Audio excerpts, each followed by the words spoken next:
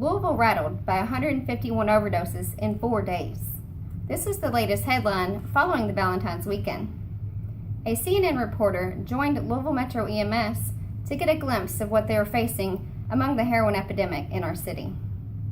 By the end of Sunday, February 12th, Louisville emergency crews have responded to 151 calls about overdoses within 4 days, reported CNN. CNN rode with Ben Neal, paramedic and supervisor for Louisville Metro EMS, for 3 hours Sunday evening. During this time, Neal's crews responded to 9 overdoses. Not every call was necessarily a heroin overdose. Authorities say some could have involved prescription drugs, alcohol, or a combination.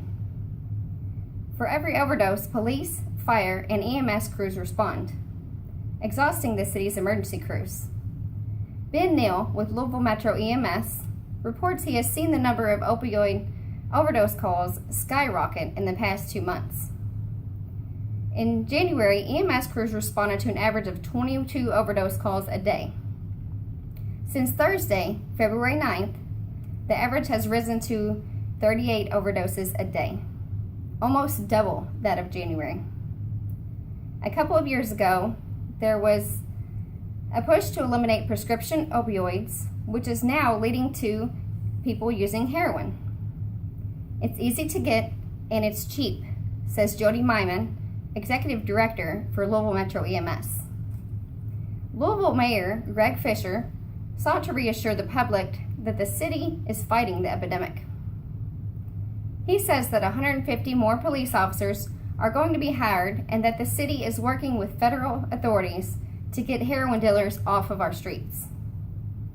First responders are now equipped with vials of naloxone, an antidote for opioid overdose. They oftentimes revive multiple people in an hour. The EMS workers normally give 1 dose to each patient, but they are recently having to administer several doses. This could be due to people's tolerance levels rising or the heroin itself becoming more potent. The overdoses are not only increasing, but we are beginning to see them happen everywhere.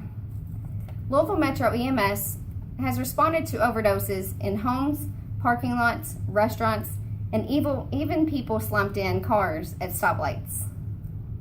Jody Myman, Executive Director, stresses that there's not enough places for people to go right now to get the help that they need. Public health buildings have begun training on how to use naloxone, and volunteers with the Kentucky Harm Reduction Coalition also train and hand out naloxone kits.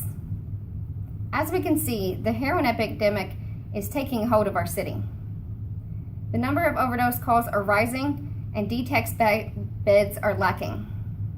Even with help from all emergency crews, we are struggling to battle this widespread disease of opioid addiction.